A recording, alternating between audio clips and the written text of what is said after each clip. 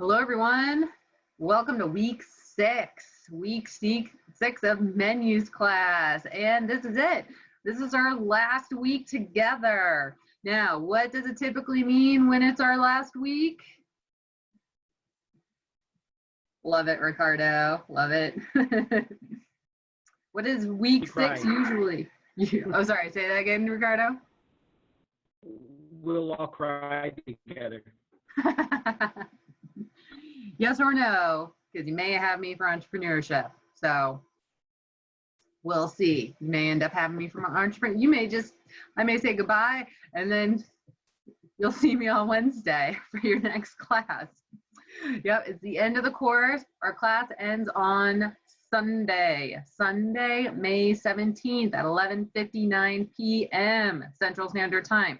So be certain to go in. If you're missing a knowledge check, if you're missing a or your knowledge checks, your lessons, discussions, if you're missing anything, be certain to get it in before Sunday. If you forgot to do a discussion, please remember you still have a shot. Jump on, get your discussion done. Remember, there are late points, so you're going to have to just do more peer responses. Peer responses that do not include I agree or I disagree. This is also going to be very important for your entrepreneurship class because you can't say I agree or I disagree in your entrepreneurship class either. So do not do that, and then you'll get more points.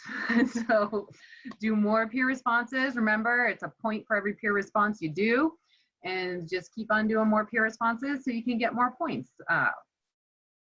If you missed a part of your discussion, if I asked you a question in there, then go back, answer the question, and you'll be good to go. Because some people did the discussion and they did it for one part where they decided to say, oh, cheesecake is awesome when you make it yourself from scratch. And it's great because of the quality. But then they didn't do the other argument, the other half for why would you want to buy it pre-made? What are some of the reasons why? What type of establishment would want to do a pre-made cheesecake? That kind of thing. So just be certain, go in, do that, make adjustments, still got a shot, as long as you get it all in before Sunday. Now, musical, well, we have some stuff going on in the chat for those watching the live session archive. Before we started our delightful live session, I got one last little thing with the Muppet Show going on, which will be, which I will look forward to if I have you all for entrepreneurship. Now, for this week, we get to talk about menus. Once again, how to wow people with your menu. Now, we've talked about the psychology, we talked about what looks good, what doesn't look good, what you guys like, the concepts, how much storage you have. That was one thing I realized that nobody talked about in the discussion. Nobody talked about storage capabilities, which I was surprised at. Nobody talked about, hey, if you don't have enough storage space, maybe you shouldn't make your own chicken stock because you need a boatload of chicken stock, and if you can't store it and you don't have the space for it in your reach-in, then maybe you should buy a pre-made where you can store it in your dry storage area. No, when you talk about that. So remember, those kind of things are going to go into what you decide to put on your menu. And pull up my slide. Now we want to talk about wowing people, right? How are we going to get them in the door? Doing something like this isn't going to work, right? We want to have pictures. Pictures help. Pictures make a difference. But if you do something like this, it's not going to be really that great. You want to use tasteful pictures, go for those key descriptions, use those blocks, get people to move their eye to where you want it to go. And look at the different ratios. How much of an item are you going to do? Because are you going to do a bunch of entrees? You know, you typically want to stay within those, you know, the 777 range, especially if you're a smaller establishment where you have 7 appetizers, 7 entrees, a couple of desserts, that kind of thing. What type of mixed drinks are you going to bring to this? Oh, I know, Michael, you can't see it because read that menu. And I have it here for you as well. So you could see the menu fails that I want you all to stay away from. And I have a link for you, so don't worry, it's on here. But these are some things I want you to avoid, like the layouts, right? Blocky. You don't know where your eye is supposed to look for this because it's all over the place, right? Text hierarchy, this kind of thing you want to stay away from because they have text that's all in caps, and then for their sides they did lowercase. What was the point of that? You have some stuff that says $21.95, and then you have other stuff that says that's a whole number, that's $15, $14. They didn't really, they kind of went all over the place. And then this one was my favorite. That's where I got the photo from. Because I mean, you can't even see what you're ordering. You can't even read the menu. So how are you supposed to, you know, how are you supposed to know what to buy if you can't even read it? And it's over the majority of the menu. So you really kind of want to stay away from this type of stuff. Another great one is when they make all the menu prices, just they kind of block it all in, making it really obvious what your pricing is. Don't do the blocks. That's not going to be good. Then you have this kind where you see this a lot, especially for like ice cream parlors and then deli style, where it's just all there and it's all the same, so you don't even know where to start. Your eye doesn't even know where to go, so you spend too much time just staring at the board and not enough time actually ordering what you want to order. And then translation, you know, you got to be careful with this stuff. This is where I say, you know, chicken, rude, and unreasonable. It's really important to, like, Word works very nicely. Word does a beautiful job to pick up on spell check, but it's not 100%. It's not going to pick up on everything. So make certain you have somebody look over your menu, have a fresh set of eyes on it, so they can, in fact, read and catch any problems, because you may have spelled a word perfectly correctly and Word didn't pick up on it, but that's not what you were going for. You weren't going for chicken, rude, and unreasonable. What if I wanted to put salmon and I wrote Solomon, right? He was like the 3rd king of Israel, but like, you know, however many years and years ago, but it's not going to be a tasty dish on my menu, and Word will not pick up on that stuff. So that's where it's really important to have a fresh set of eyes on there, and, you know, just make certain that you know, have somebody check it out. And then this one by far is my favorite that I want you all to avoid. And it's by far my favorite one to avoid at all costs. Can you even know where to start? This is where I say, when we go back to that, you know, menu ratio, we want to do a nice ratio. We don't want to do this. It's all over the place. And once again, if you have it so that it's all over the place, you don't even know if you really have any, you know, menu mistakes, spelling mistakes in here or anything. And yeah, there are, in fact, ads. You can find ads, you know, on menus. But these ones are just like weird random pictures, like they're just pictures of kids. And they actually redid the menu, because I looked it up, and they redid the menu, but it's still just as long. Like, so don't, you know, don't kill yourself. This is like ridiculous. That is too much. It's too much to have to focus on, right? You don't even know. You can't even see it. Like, and they're all over the place. Remember how I talked about don't try to make everybody happy because you're gonna make nobody happy. They have like hamburgers, they have sandwiches, they have French fries, they have po' boys, they have poutine, they got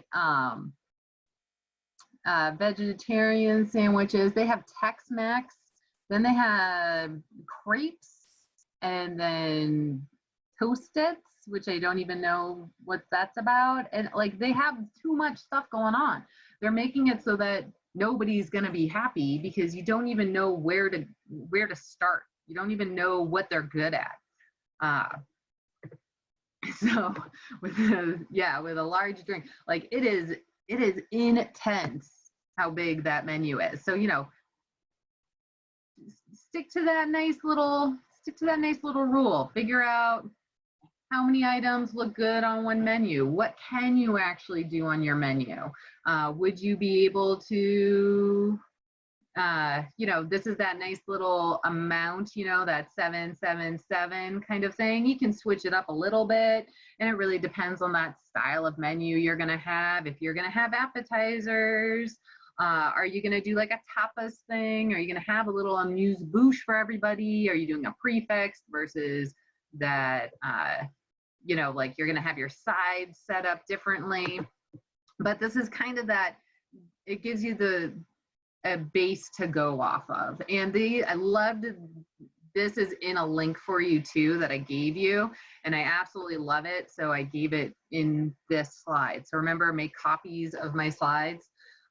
Looking at the menu layout, do y'all remember how long will somebody look at a menu for? Do y'all remember?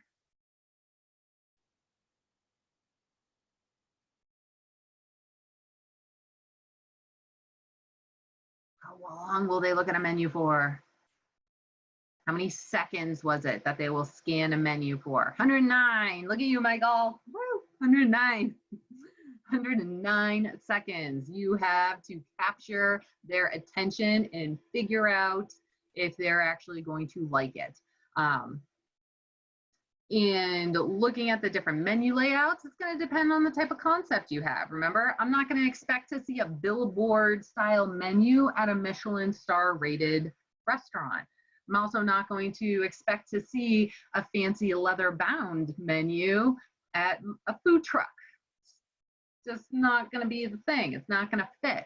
So just make certain that you get the one that's going to work best for your concept, and make it so that you get them to go where you want them to go. Where are those eye magnets gonna be, right? They're only scanning for a little bit, so make it count. Make them go to the items you want them to go to. And then I also gave you, and don't worry, you have all these links too. We talk about pictures and colors, right? And the different types of fonts. So what do y'all remember the colors? What does like blue typically mean when you see blue on a menu?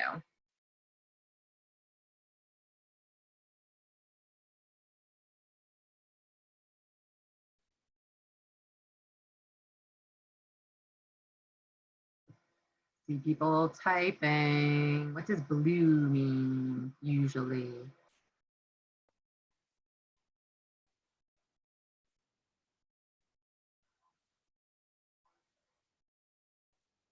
Ooh, y'all remember?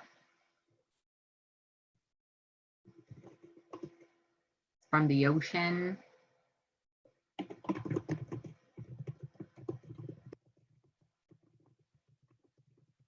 Yeah, seafood. Seafood. You see blue on the menu, you typically see seafood. What about green? What do you associate green with?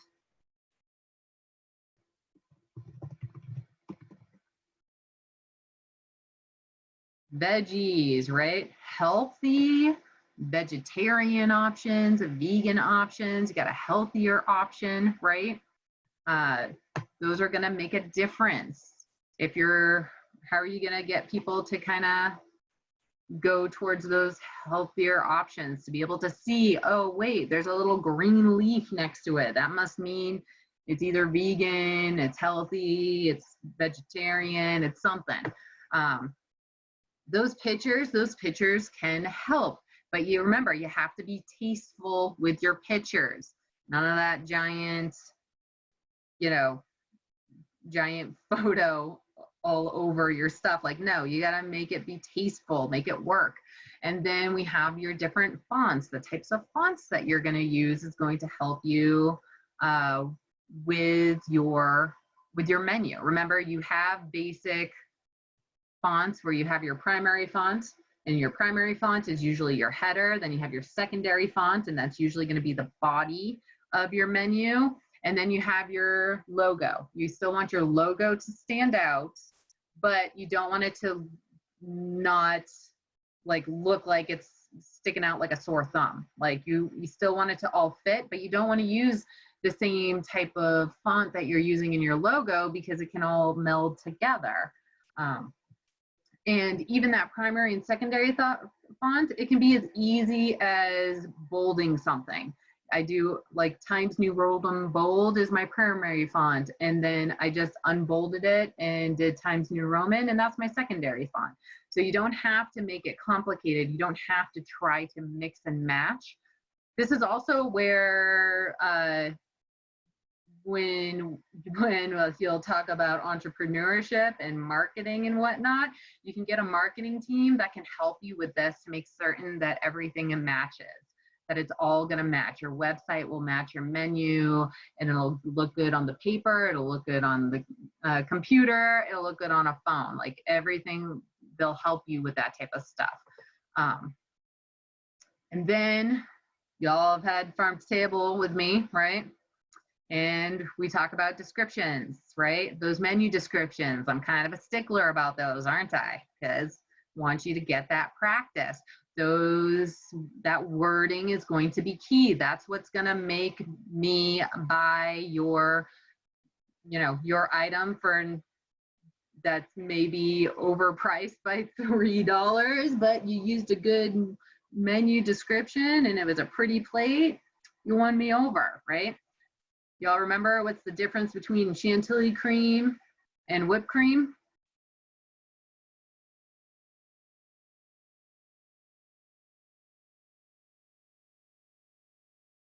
Yeah, Aaron, profit. It's about $1.50 because you same thing, using a fancier word for it, right? So between the chantilly cream, whipped cream, same thing, but you used a fancy word for it. Escoffier actually did this. He did this because he wanted the British to try frog legs because they were all snobby and they're like, we're not trying frog legs, you know, they didn't want to try it. He had it, he did the whole dinner. He called it the French name for it, which I do not remember what the French name for frog legs was.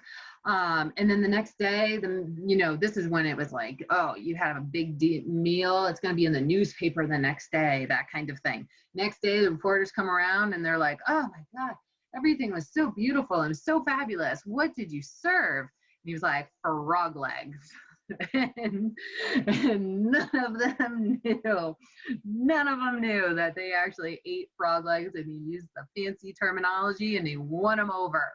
So be like Escoffier, win people over with your menu description. Use those nice descriptive terms that will help you sell your products.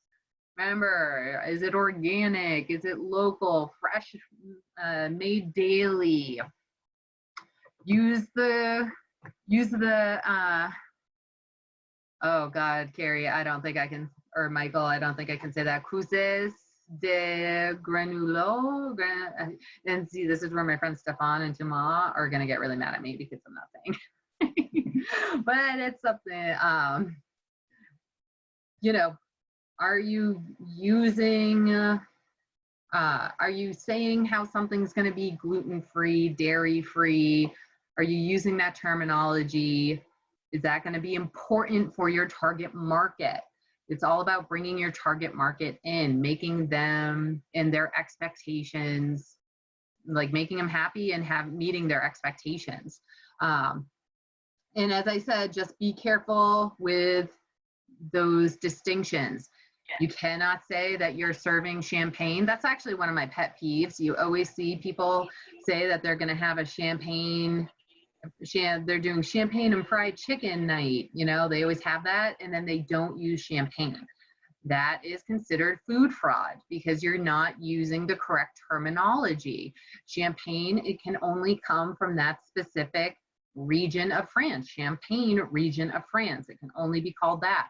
If you're going to use Parma ham or Parma de prosciutto, I expect to see that little crown on my little, you know, on my ham leg. If you're going to use Roquefort cheese, I expect it to be from the caves in Roquefort, France. You have to make certain you're using the correct terminology. You can't just use it because you feel like it. If you do that, it's food fraud. That's where if you're going to say, I'm going to use Atlantic cod, then you have to use Atlantic cod. You can't just use any type of white fish you feel like. You have to use what you put on your menu. You can't change it. That's also where it's important, where if you're worried about pricing, that's where you use those words like seasonal, the seasonal white fish. That way it leaves your options open so you can get the better quality, you can get it for a better price, and no one's going to be disappointed. Seasonal vegetables, like using that kind of thing is going to help instead of just always saying, like, I'm going to have asparagus and it's just asparagus, because everything has a season.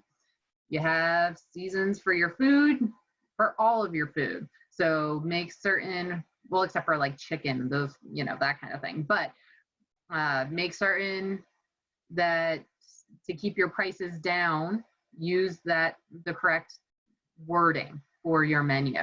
Now we are going to talk about also the quadrants of a menu, those 4 quadrants. Y'all remember that?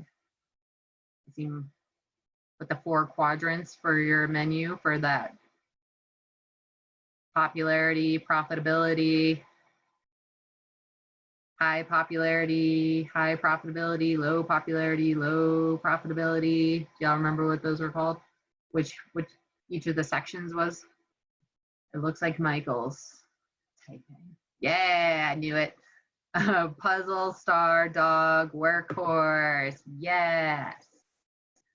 And this is where you have your POS system, you got your policies and procedures in place, and now you can look at your sales. You can look at that revenue. Remember, revenue are all the sales you made off of your menu.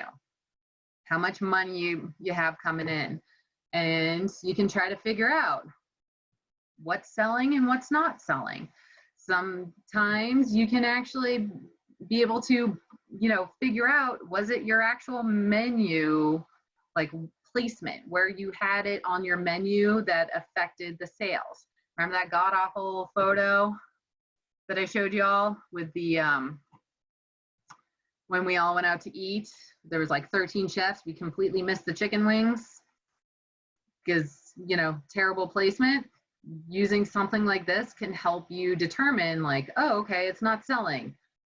It's that starting point for you to go off of, saying, okay, this isn't working. Now I'm gonna be honest with you. You definitely know, like that puzzle, star, dog, and workhorse. You typically only hear that type of terminology in culinary school. You don't hear it out in the real world. People don't actually say, like, oh, well, that one's a dog. Like, you're not gonna, they'll definitely tell that you're green if you say that. So you will notice that it's only, you know, it's only like here in culinary school where you'll hear that, like, it's a dog, it's a puzzle, it's a star. But it's a good thing to still know and to understand, so you know where to go off of. You typically will just hear, like, oh, it's high profitable, low popular, that kind of thing. And Michael, you are great. That is great. You can run a special on your non-popular items. You can get them going. Maybe it is your wording that made it so that it didn't work. I can't remember which chef here. They had a pumpkin chocolate mousse, and he was like, man, this is so pretty. It was in the gourds and everything, and it looked beautiful. And he was like, nobody's buying it. Why isn't this happening? And he told his wait staff, he's like, you know what? Do a walk. Do a walk. Take 2 of them out with you and do a walk like you're trying to find whoever's ordered this, and then come back. And everybody was like, oh my God, oh, that looks beautiful. What is that? Oh my God, look at that. I want that. Like, sold out of them that night. You had to show people what it was. This is where maybe having those pictures would be helpful. Yeah, walking advertising, that's, you know, getting people interested in it. Maybe he didn't like do a good enough job with his menu description to really sell people on that product. And you can change it. You can make it work. Now, you're always going to have, you can't make everything be a star. Everything is not always going to be a star, because that means that everybody's buying 100% of what you have on your menu every single time. They're ordering the entire menu and eating it. That's not going to happen. So you're always going to have a couple of things like this. You're always going to have that a little bit of a star, a little bit of puzzle, workhorse, and you're always going to have that little dog right there. It's always going to be hanging out. Sometimes it's actually good to have a dog on your menu. That dog could be like your children's menu. You know, like, it's there because it brings the families in, because they're like, oh, thank God there's a children's menu. At least I know my kid will be able to eat one thing. Well, you know, they went to that restaurant because of the children's menu, or only one kid's eating off of that children's menu, but you have 6 other people that are eating off your regular menu. And so it's okay to have dogs there. Sometimes it's better, like they're there for a purpose. Kind of like,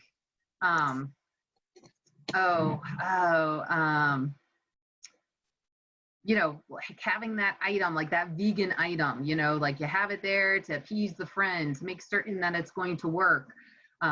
Or you can even see this with your drinks. Like if you're a bar and you're going to have like all those fancy cocktails, but remember, you're going to have somebody who's going to be the designated driver. You want them to have a good time. You want them to drink something nice. So you make fun, like mocktails for them to drink, and they're going to decide, well, we're going to go here because they have fun mocktails. And if I'm driving, I want to have a fun mocktail. So only one person is ordering the mocktail while their 4 friends are drinking the drinks, but they decided where to go because of the mocktail. So that's where it's okay to have those dogs. You know, you're okay to have it there. Don't worry. Every menu has them. Sometimes you can fix them. Sometimes you kind of want them there. And as we talked about, you know, things to avoid. We talked about that bad layout. We talked about spelling mistakes, making your price stand out too much, making everything look the same. Your menu item, your menu too big. And I mean like your menu being legitimately too big. I mean, how many people have gotten the giant menu and you can't even like put your, like you can't even look at people because your menu is so big and cumbersome. And it just doesn't, like, you don't even know where to start. You can't even open it up all the way because they make it the 3-fold and it's like, boom, like it's giant, you know. Yeah, it's like a newspaper. Exactly, Michael. It's like a newspaper. And you don't even know where to start. You know, avoid that. Make it so that people can actually hold it up. Now I showed you the fun menu fails, and I gave you another link to fun menu fails that I wanted to make certain to point out. Don't, like, if you notice a mistake on your menu, like, bite the bullet, reprint your menus. Don't do something like this, where they just crossed it off and put chips instead of sheeps. Like, just bite the bullet. You made a mistake. That's okay. No whiteout, Michael. No whiteout. just reprint. Just reprint. No, do not do whiteout. So, you know, you've seen that? Yeah, no, stay away from that. Don't just have it on there. And there's some other fun ones on here that you should definitely check out. Just redo it. You know, here's one that I thought was funny too on this link, and there are some hilarious ones on here that I shouldn't really show during a live session, so I'm not. But so do check out the link because they're funny. But this one has, like, instead of free beer, they said a bottle of free bears, so you'll get a bear. You order there. So, you know, that's where it's okay to just, you know, reprint. It's gonna be okay. Now I have a question for y'all. You have a product, it's on your menu. It's had a recall. What do you think you're gonna do? Do you think you'll reprint your menus because of the recall? Do you think you're going to just have a sign to tell people, like, sorry, we don't have romaine lettuce. We're not using romaine lettuce because of blah, blah, blah. Like, how would you tell people if you had a recall on your menu item that menu item is no longer here, do not fret, and we're using something else? What would you do? How would you tell your customers?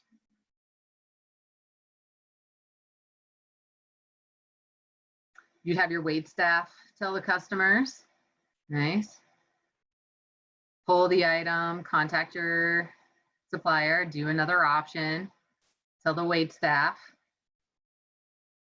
insert in the menu until you can get the reprints. We no longer have this item in stock at the moment. Would you like something else? Now, this has happened before. This actually happened to my sister-in-law, not just for recalls. This happened with y'all remember the big wave with the Impossible Burger? And the Impossible Burger came out and the Beyond Burger came out. Yeah, there's a restaurant here in town, and they were marketing that they had the Impossible Burger. You can get the Impossible Burger here. My sister-in-law went to that specific restaurant for that burger. She showed up and they said, I'm sorry. And she showed up in July and they said to her, I'm sorry, we don't have any product, or we don't have the Beyond Burger or the Impossible Burger because McDonald's and Burger King bought the entire supply and it won't be restocked until October. Do y'all remember when that happened? Like McDonald's, they got on the bandwagon pretty quick, bought it all out. And there's my sister-in-law sitting there. The only reason she showed up to that restaurant was for that burger that they were marketing. Now, do you think she would go back again? No. No. So what would you do differently than just have your wait staff tell them? I would keep some just in case somebody show up like that. No, you can't. It's all gone. Like they couldn't get any more. The entire supply ran dry for a couple of months there because McDonald's bought everything. So you can't even keep it on supply. So I'm seeing, yeah, and you feel like about it and take it off the false advertisement. Yeah, like it's that false advertisement. Take it off the menu. And remember, this is where you have 3 different platforms, like paper, on an app, on your phone, that you have to be on top of to tell people that you no longer have this. This is part of your menu, is part of your marketing. Yeah, Ricardo, apologize for the inconvenience and create a new offering. Those are great. Tell people on social media. We, tell them ahead of time, this is where it's okay. I would have reprinted new menus. I would have pulled that and reprinted a new menu because they said it was going to be until October and it's July. So you're going to have months of having unhappy customers showing up at your door because they think they can get an Impossible Burger. I would redo my menu, put it on there on social media. We're sorry, due to the extreme demand, we do not have that product. As soon as we do, we will let you know so that you wouldn't affect anybody's customers' expectations. Oh yeah, Ricardo, like Popeye's chicken sandwich issue, the no chicken. This happened too with McDonald's, with the Szechuan, I'm tongue twister today. Szechuan sauce for Rick and Morty. All those Rick and Morty fans showed up wanting that sauce, and they only had like 100 packets for every McDonald's, and there's like lines going, and everybody was so mad because they waited for hours for that little packet, one little packet. So, oh, that actually happened with you. Yeah, there was only 10 at your McDonald's. Yeah, no, they did not anticipate. They did not realize how big of a following Rick and Morty has. That made a difference. And that's probably better that they don't watch Rick and Morty right now. That'd probably be better. But that's where it's important to be on top of this kind of stuff because you don't want to ruin your customers' expectations. So really stay on top of that.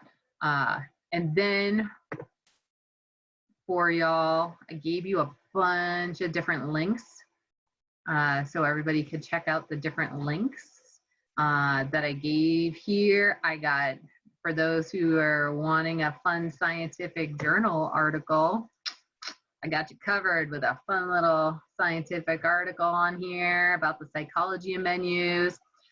I gave you a link for menu designs that you can check out. I gave you a bunch of different stuff that you can see and look at so that you can really see which one you like, which one you don't like. This is what I'm talking about. That's a nice, tasteful photo. Do stuff like this. Don't do that crazy photo. And then this one was that infographic. I got parts of it on here for you so you can check out the whole thing. So if you wanted the whole thing, you can look at all of it because it has a bunch of stuff on here for you to check out that I thought you'd really like. So I have that on here for you so you can check that out because I thought it was great. So, look at it, have fun with it. Does anybody have any questions so far?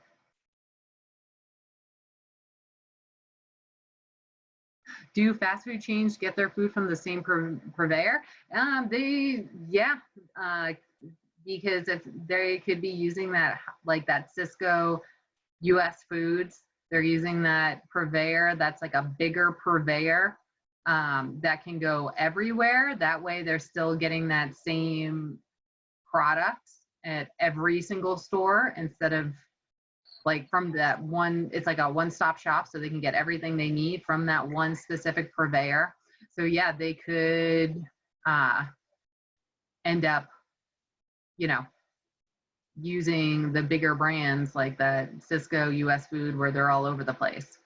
And they can get the same buns at the same place and get the same price for it. And it's consistent.